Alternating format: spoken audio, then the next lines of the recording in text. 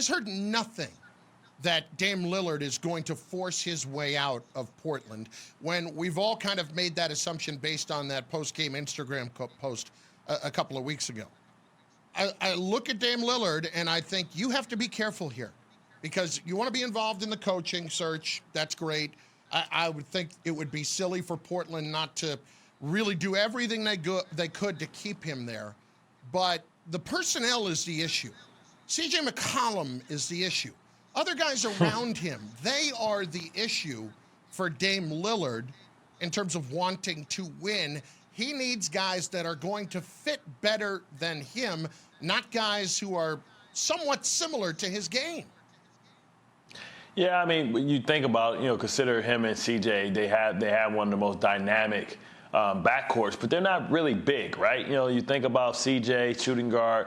They're both kind of on the smaller side. When you were so accustomed to some of these, point guards having like a 6'5" James Harden, big guys. They're kind of small when you think about their team size. And then you look at where you're sitting at with Nurkic. They have him and they have to make a decision on him, but he's not a star that you need to be pairing. You need a big three, and I just don't know where that third star is coming from. I know Zach Collins is often injured. Last year they went out and they made the trade for Norman Powell. That had mixed reviews in my concern. The question is, who can they go get? Who's there? Who's available? I'm going to throw one at you, and you're going to think probably not so much. But I think it actually could be a better fit than the situation this guy's in right now. What if you went McCollum for Porzingis? To me, that's like almost having Nurkic as well, like a big guy that's always hurt. Well, what I'm saying, he's a big guy that's always hurt, right? Yeah, he spreads the floor, but CJ there, I just, that still doesn't move the needle because I don't think you need to be taking McCollum away. You need to be adding a third star. So how do you get the third star? Because when you look at them in the West, to me, they still are a team that's going to struggle to be around the 4th to 5th seed and going to be one of the teams that gets bounced early. Like maybe they win one series and lose the next one. So like in that instance, are you wasting his prime? And I think that they are. I mean, they're wasting his greatness. It's almost like #free Dame Lillard, but he's a guy that don't understand that. Hey, the cage is unlocked. This is my problem. All you have to do is open it. This is my problem with it. I don't think Dame's ever going to find it in Portland. I don't have that feeling. Do you? Like for me, if it were me, I'd be trying to just the way things are right now. I'd be looking for greener pastures right now. See, this is the thing, man. He made a decision a long time ago that he wanted to win it the old school way. And not understanding that it's okay. It's different ways in which people win. And maybe Jordan didn't, he stayed in one place.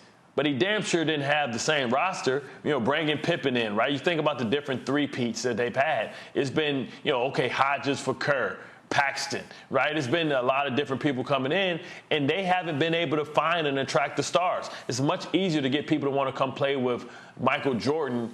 And look how long they have been begging Carmelo to come to Portland, and it took Carmelo having no other options to go to Portland, and he enjoyed it once he got there. But the problem is, when you talk about the Pacific Northwest, nobody wants to go there to live, or nobody wants to exist there. And it's all about location, location, location. He's just in a bad location with an average team. I mean, that's partially why a team in Seattle didn't work, and they had to move.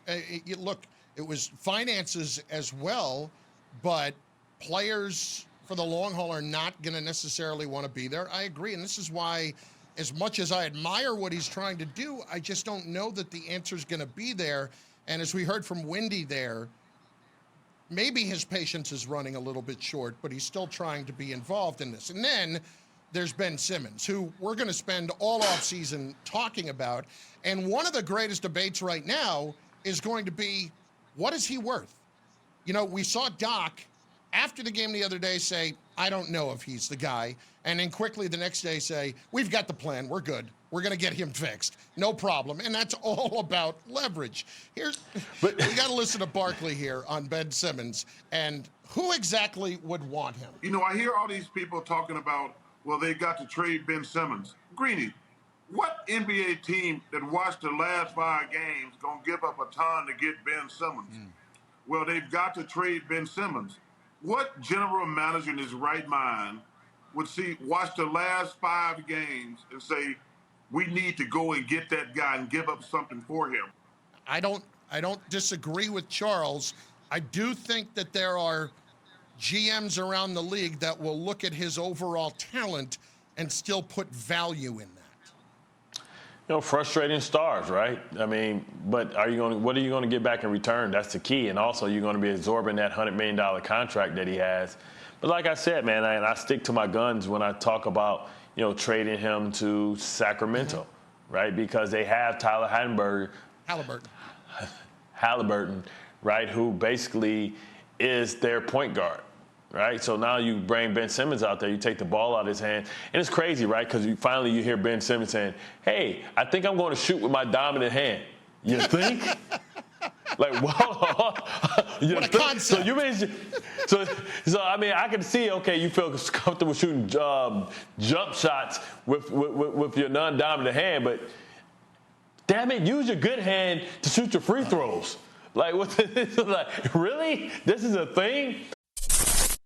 Thanks for watching ESPN on YouTube. For live streaming sports and premium content, subscribe to ESPN+.